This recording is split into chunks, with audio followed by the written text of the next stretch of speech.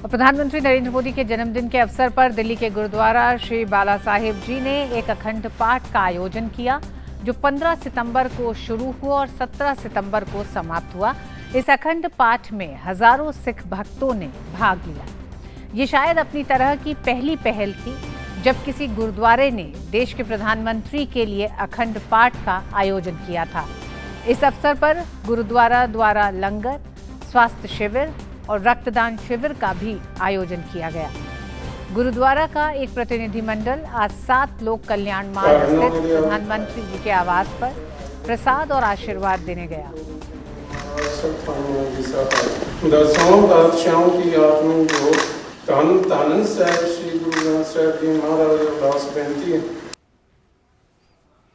सिख प्रतिनिधिमंडल ने पगड़ी बांधकर और सरोपा भेंट कर प्रधानमंत्री का सम्मान किया। प्रधानमंत्री की लंबी उम्र और अच्छे स्वास्थ्य की अरदास भी की गई। प्रधानमंत्री ने प्रतिनिधिमंडल से मिलने पर प्रसन्नता व्यक्त की और उनकी शुभकामनाओं के लिए उन्हें धन्यवाद दिया और उनकी भलाई के लिए प्रार्थना की। उन्होंने कहा कि उन्हें सिख समुदाय का हिस्सा महसूस कराने के लिए उनके हाव भाव से वह विनम्र और गहराई से प्रभावित हुए हैं। उन्होंने सिख समुदाय के कल्याण के लिए लगातार काम करने के लिए सरकार की प्रतिबद्धता दोहराई। बैठक के दौरान प्रतिनिधिमंडल ने प्रधानमंत्री द्वारा सिख समुदाय के सम्मान और कल्याण के लिए की गई महत्वपूर्ण पहल के लिए भी धन्यवाद दिया। उन्होंने 26 दिसंबर को वीर बाल दिवस के रूप में घोषित करने, करतारपुर साहिब कॉरिडोर को फिर से खोलने, गुरुद्वारों द्वारा चलाए जा रहे लंगरों पर जीएसटी को हटाने और अफगानिस्तान से गुरु ग्रंथ साहिब की प्रतियां भारत लाने सहित प्रधानमंत्री द्वारा किए गए कई प्रयासों को याद किया। और इस खबर पर सुधाकर हमारे साथ जुड़ गए हैं। सुधाकर, इस तरह का सम्मान, प्रेम का जाहिर करना सिख समुदाय की तरफ से, शायद हम पहले प्रधानमंत्री को देख रहे हैं कि जिस तरह से उनके जन्मदिन के अवसर पर सिख समुदाय ने इस तरह की एक विनम्र भेंट उन्हें आके दी। जी ऋतु, और देखिए ऐसा पहली बार सिख समुदाय की तरफ से एक गुरुद्वारे की तरफ से किया गया है।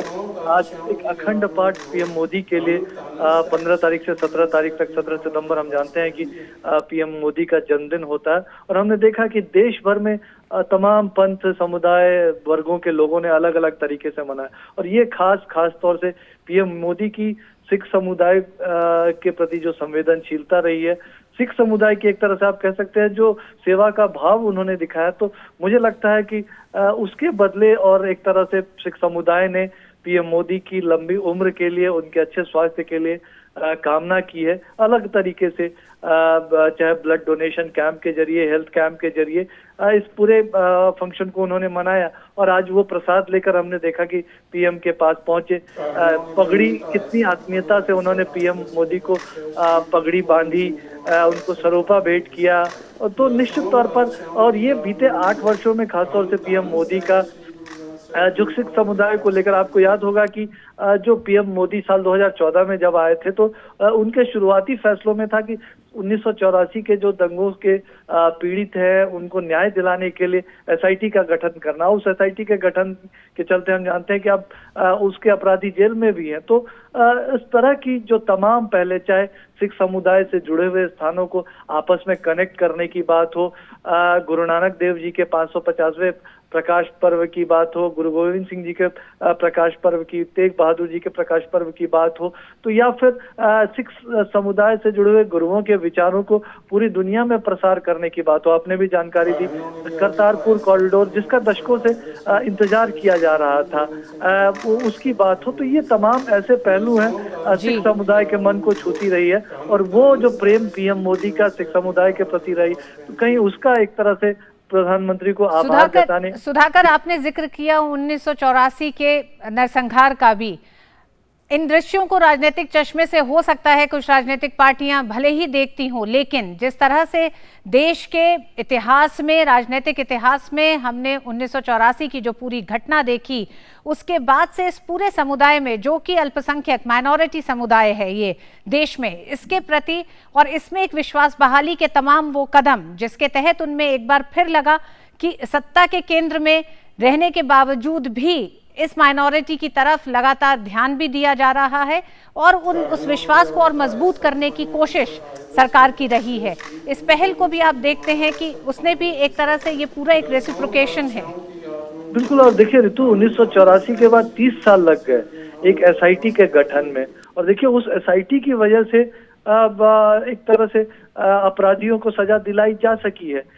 स्पेशल उनको कंपनसेशन देने की बात हो, ये बहुत छोटी सी पहल है, कोई और भी सरकारें कर सकती थी। लेकिन ये जो संवेदनशीलता पीएम मोदी की रही है करतारपुर कॉरिडोर को लेकर, जिस तरह से एक दृढ़ इच्छा शक्ति पीएम मोदी की तरफ से दिखाई दिया, और हम जानते हैं कि करतारपुर साहिब को लेकर जो सिखों के मन में किस तरह का भाव है, जिस तरह से वो कनेक्ट कर रहे हैं सिख धर्म स्थलों को आपस में देश भर में, और लगातार हमने देखा कि बीते दिनों उन्होंने सिख समुदाय के लोगों से मुलाकात की, उनको कहा था कि ये आपका घर है, आप जब चाहे यहाँ पधारे, आपको जब चाहे जो कुछ कहना है यहाँ आकर कह सकते हैं। और लगातार एक तरह से उनके भीतर ना सिर्फ भरोसा बहाली की बात, लेकिन सिख गुरुओं के विचारों को आगे बढ़ाने की बात।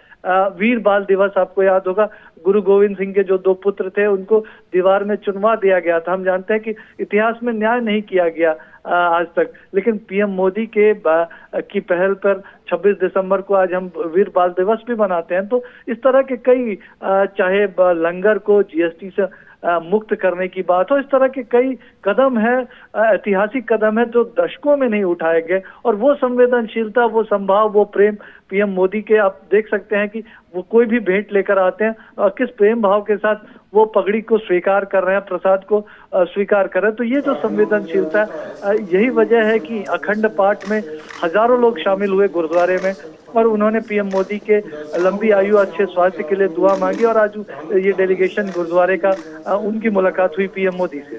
जी सुधाकर, इस पूरी जानकारी के लिए बहुत बहुत धन्यवाद सुधाकर।